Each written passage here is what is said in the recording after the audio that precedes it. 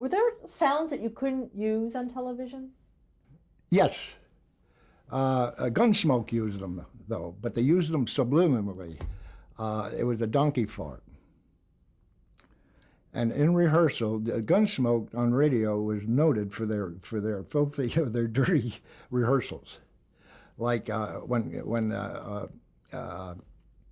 Matt Dillon and Kitty would be talking, the sound effects people would give them bed squeaks, and they'd be they'd be talking, and then they say such and such and such and such, and then they would do this donkey record, and it was, I can remember it. It was 11:52, the old donkey record, but they used it on the air too, but way in the background.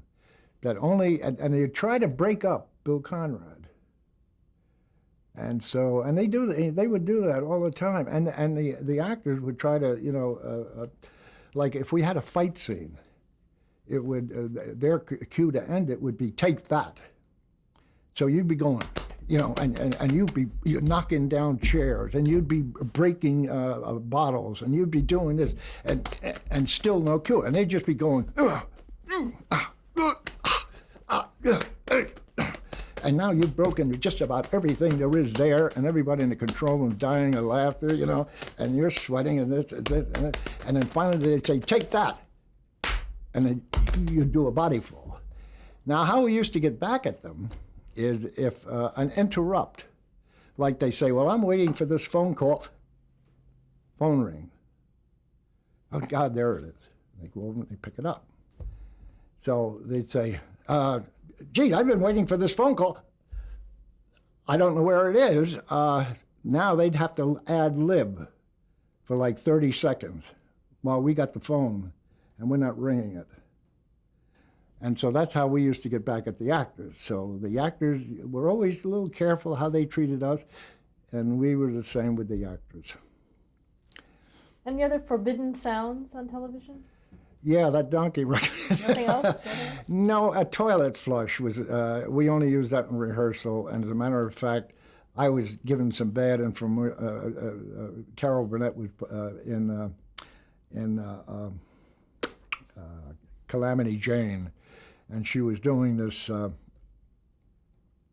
hour special or hour and a half special, and I had whip cracks, wow, and she was up on the stagecoach and everything like that. So in the breaks, the sound effects man that normally did these type of shows said she loves a toilet flush. Oh God, she just goes bananas. So anyway, so it was getting to be a tense part and everything like that. So,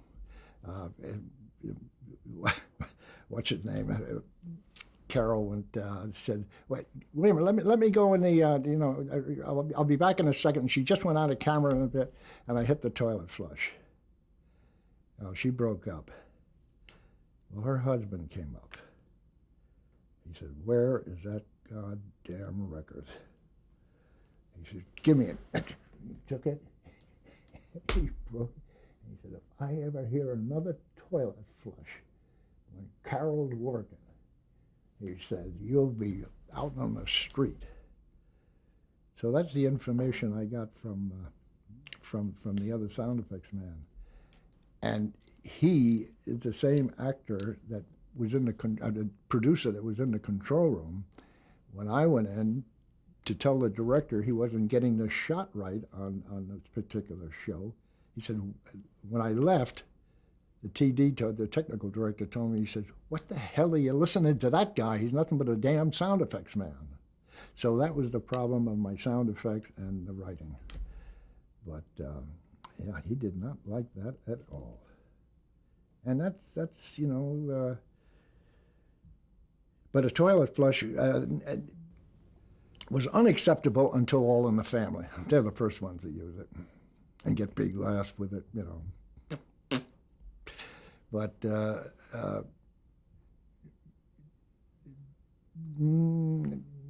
you had to be careful about. One time, a body was supposed to have fallen out of a building, 10-floor building, and hit a sidewalk. and we used an overripe pumpkin, and it was huge, and it was dead ripe, and we went up on a 9-foot ladder, and when the cue came, and they went ah, wow, that was the end of that effect. We were never allowed to use that effect again because it was too realistic to someone. And that was always our argument. Have you ever stood next to a body falling 10 floors and is that the sound they make or what? We had to use our imagination.